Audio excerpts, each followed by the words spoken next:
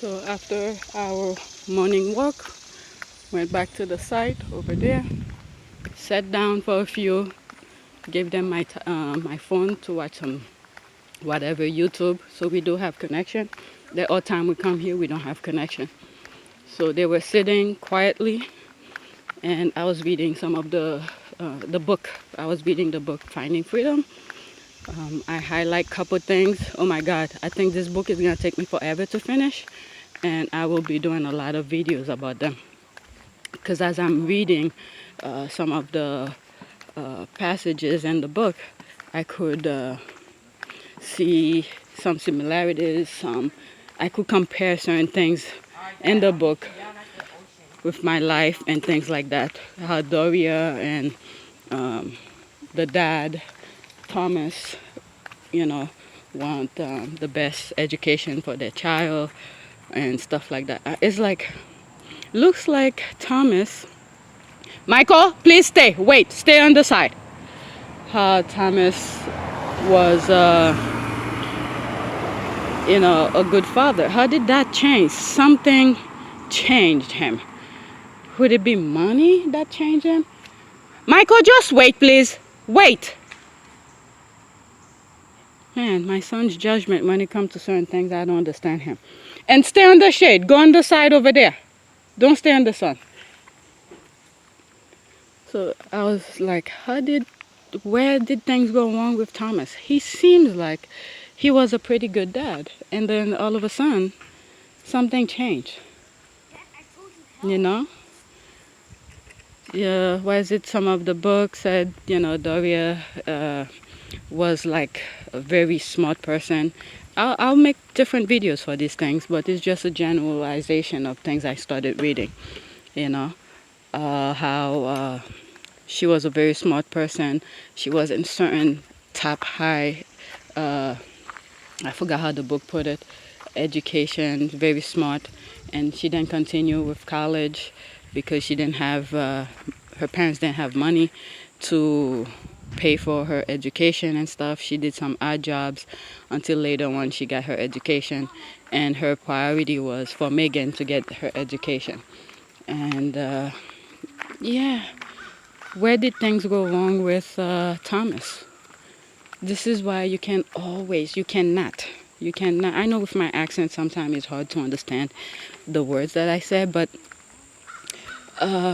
with her, when it comes to money, once you make money the priority, you will lose track of a lot of things. You will lose track of yourself, family, and everything.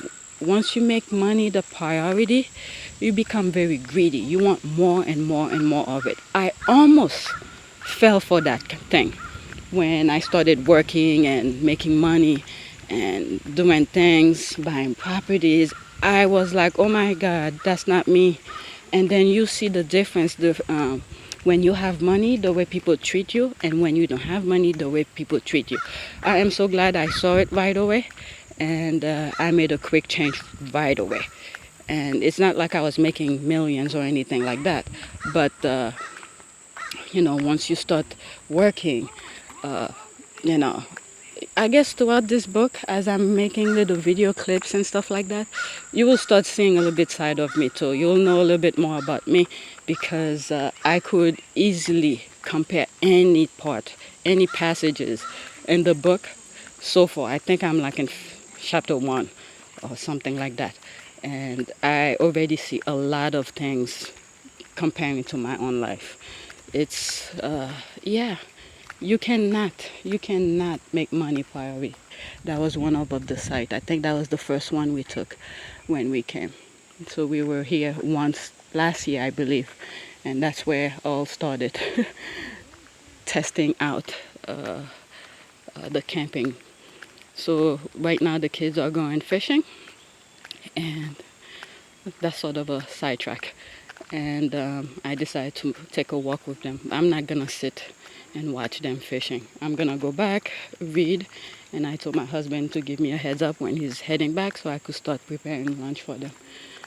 But I just want to walk because I've been at home quarantine, the kids quarantine. I actually told my husband, no, you're not gonna drive over there. Look at the weather, perfect. For months, the kids been sitting home. Occasionally, we take them out. The kind of, I know I'm a little bit sidetracked from money issue thing, but while I'm here seeing them walking, it's the main reason we came here. We wanted to do the camping stuff. So my husband will wanna drive there, and I'm like, why? It's not like we're in a rush to get there. We're in a relaxed state. We're enjoying nature. The kids need some fresh air. Make them walk, you know?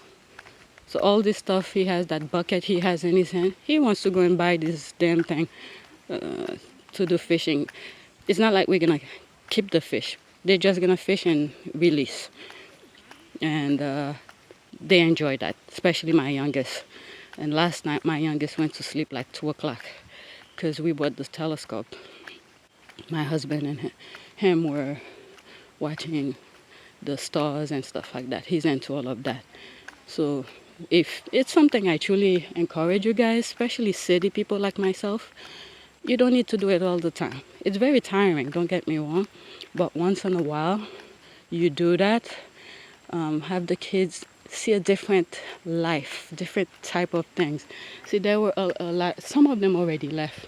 I think there were some people who were here for the whole week and they left this morning, and then another group is gonna come for the weekend and stuff like that. So I truly encourage you guys, try it at least once, see if you like it, because I tried it last year as a test, and my husband been wanting to do that for years. I was the one who was like, nah, I don't want to do this.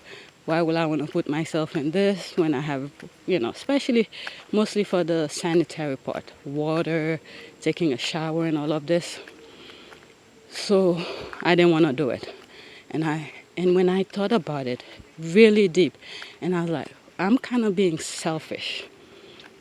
The kids need to experience it themselves. I don't want to make that choice for them. So last year, I stuck it up. And plus, I told them, especially my husband, he could take the kids. I don't need to come. But, they all wanted to do it with me. So I stuck it up, and I said, for the kids, see if they will enjoy it, which they did, and they still do. So I'm glad I did that for them. And luckily, we had that experience last year. We sort of know what to do this year. Little did we know we were going to be in COVID-19 kind of state. So that's the only thing I'm doing with them. We don't go, let me see. I mentioned it before. Some stuff you're going to be hearing again because they fit into what I'm talking about. 2 years ago, we were supposed to go to Canada. My husband's job was somewhat shaky. Was it last year? Yeah. So even though we still could have gone, but we were like, nah, we don't want to go on vacation, especially when the job is not that secure. So let's not give them a chance to give a reason for them to fire you. So we didn't go. And I told the kids, I let the kids know certain things. So they need to understand. It's not like, no, you're not going on vacation, I let them in why we're not going on vacation. And we did other things. We did the camping. We did small little trips near our neighborhood on weekends and stuff to at least let them enjoy the summer. And it's through that I was able to experience the camping thing. And now this is what we're doing. And I let them know why we don't go any place else. We can't go to Canada, which was one of our trips we were supposed to do. So we use camping. I think this is our second time this year. And then we're going to come next weekend. And then we added one more weekend. And for this week, my husband took today off and yesterday off. So we have a longer camping days. We usually come like on a Friday. And we have one full day, Saturday, and then we leave on Sunday. So my husband is like, oh, I need more days to sort of enjoy and stuff like that. And I told him, pick a day to take off from work so we could come. and this is the week. And next weekend we're gonna do it again. And we decided to add one more. Yeah, so now back to money issue. When it comes to money, I hear. I'm eating some oranges. See, my youngest, we see people over there. He already knows to wear his mask. He has his mask on. I made him scared of the COVID. My husband take it very lightly, but I make my kids scared of it. Michael? Okay, you see him? Nothing. They put their mask on. I make them afraid of it. And I let them know. If they were sick on their sick bed, they will not be enjoying the summer. They will not be enjoying doing their online class because they could do it anytime they want. So I make them afraid of it because some other people don't take it very lightly. I mean, don't take it serious. They take it so lightly, like it's nothing. So, and if we want to stay healthy and enjoy the summer, enjoy our free time together and stuff like that, you have to be healthy. This is the fishing place, a nice little walk. Okay, they know they have to take their distance. Okay, all the good spot is taken. My oldest son usually over there where that old man is. But I'm not gonna stay. They're gonna enjoy. As you can see, no really good spot to sit.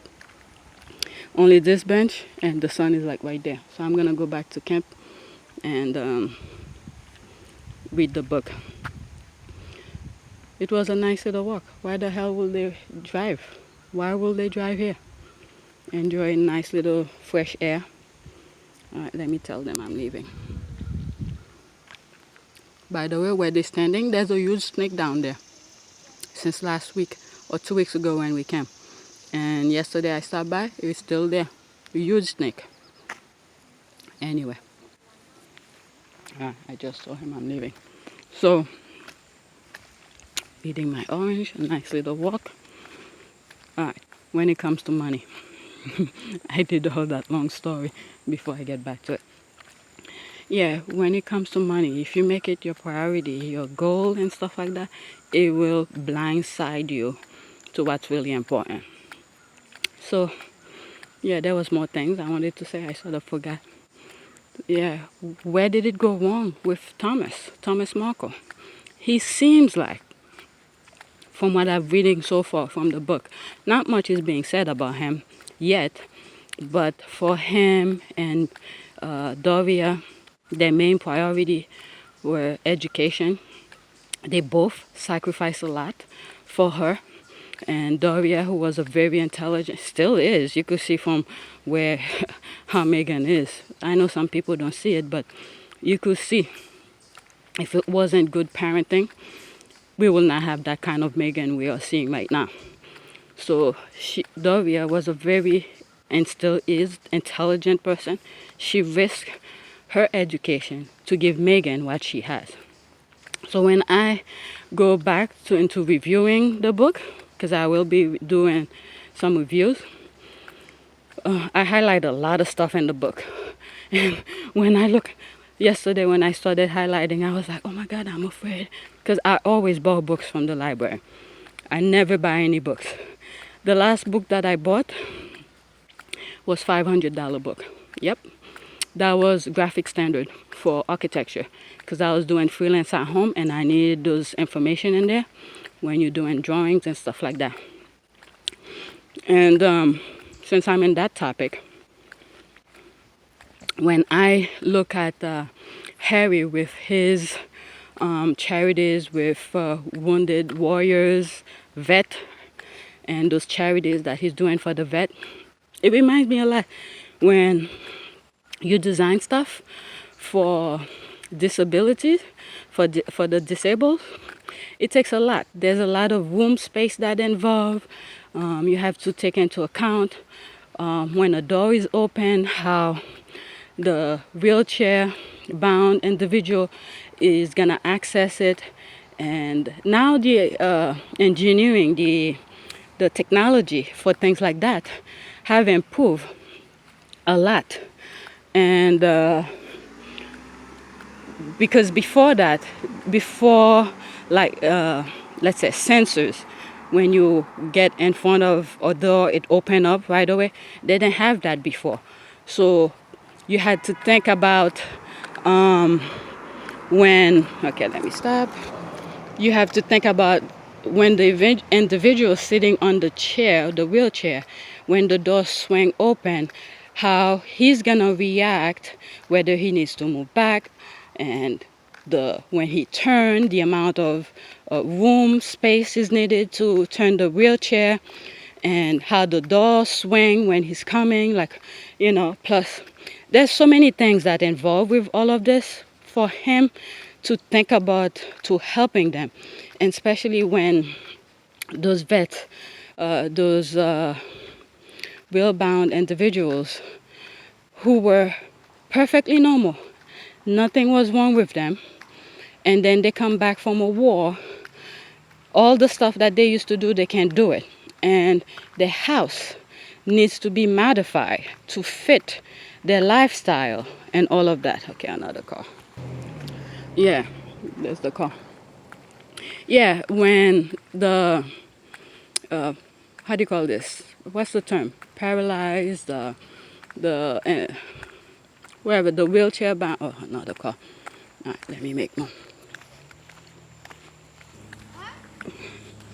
So I didn't want to point the camera at them, but that lady was taking she was taking her time to sort out the garbage, because not everybody who comes here clean after themselves. Last time we came here, actually that was our site last time we were here, and they left a mess. We had to call the office to send somebody to come and fix it, to clean up, because we didn't have any gloves to pick up and stuff like that. And the first thing we do when we come here is pull out our trash bag. And from experience, the last time before, I'm going to come back to the wheelchair, the disability people, the vets and stuff like that. The last time we were here, like I said, we learned from our experience, because we were putting the cans, the soda cans and water bottles all mixed up in the thing. And then when it's time to leave, we had to sort it out. So what I've done is that we have bags, like the bread bags, the sandwich bags. Once they finish, I keep it. We put the cans in there, and or like for instance, before we left here earlier this morning, whatever empty can we have, we walk with it and drop it. So when it's time to leave, all we have to do is just grab the regular garbage and just drop it. We don't have to sort anything out. So yeah, that's that. So when it comes to the wheelchair bound, the psychological effect of the individual who once was fully able, could do everything by himself, and stuff like that. And then after his injury, the mentality that affect him to see himself in a position where he cannot do all the stuff he used to do, it will take a very long time for him or her to get back. Okay, this car just passed. To get back into, was it this one that we had? No, that's a good site. All right, sidetrack. It will take that individual a very long time to readjust to the current lifestyle that he or she has now. So when it comes to redesigning the house to fit, if they can afford it, that's another thing, if they can afford it, to redesign the house to fit his or her lifestyle now, where things he didn't even have to think about to do, it takes a lot. It really takes a lot. So for Harry to focus on that, it's really good. If there was a charity I'm sure there is, I probably don't know, but to help vet who are injured, once they return home, to redesign the house to fit their lifestyle. So these were some of the things I used to do. Like I I could if I want to. I am qualified to take my architecture licensing for New York. For some reason, that energy, that drive that I used to have, I no longer have it. And the tests are not cheap, okay? One test could cost about $400 or $500. And I think what sort of discouraged me also, not only the new rule that is set, I don't have the drive. That's the thing. I don't have the drive, and I don't want to just go take tests and then waste my money and then not passing the exam. If I sit down, if like when I was in college, I was into it, I could do it very easily, but I don't have that mindset yet. I lost it. I don't know. I got discouraged. So the new rules for that is you could take, I think there's about 10 sections. I don't know if they change it now. There's about 10 divisions for the architecture thing. There's construction, design, building code. I don't even remember the sections anymore because it's a lot. So let's say you pass, again, like I said, I don't know how many sections they have now. Let's say I passed 9 of the sections. And one section, let's say structure for instance, one section is taking me a very long time to pass, or it's difficult for me to pass. And I think within 5 years, after taking all these tests, and I only have this last one to pass, and for some reason I can't pass it, after that 5 years, all the other ones that I pay so much money to pass, and then I didn't pass that last one to really complete my licensing, guess what happened? You start all over again. So the time sort of reset. So that alone sort of discouraged me. And they give you a time frame. The minute you start taking the exams, the clock is ticking. So you really have to go really fast, study for the next one and stuff like that. I don't know. My mindset is not there yet. I don't have that energy, that drive to do it. I was like, I decided not to. I don't know if later on I might have the energy to do that. We'll see. But yeah, again, for the vets, I know I went on and on. If they had a charity that will help them redesign their home to fit their current state, that would be something good, because it costs a lot and it takes a lot of room to do that. Money, space, and all of that requires for them to get back on their feet. But other than that, the mentality aspect of it, to help them accepting their current state, it takes a long time. So I could understand everything that Harry is trying to do, because I've seen it, and you could just imagine it yourself, knowing that, just getting up out of bed, for instance. And for someone who used to do that is unable to do it now, you could see the mindset, how difficult it will be for someone who used to be, his body was able to do this without thinking, and now about 2 or 3 people he needs to help him off his bed. So all of this play a lot into a vet who is injured.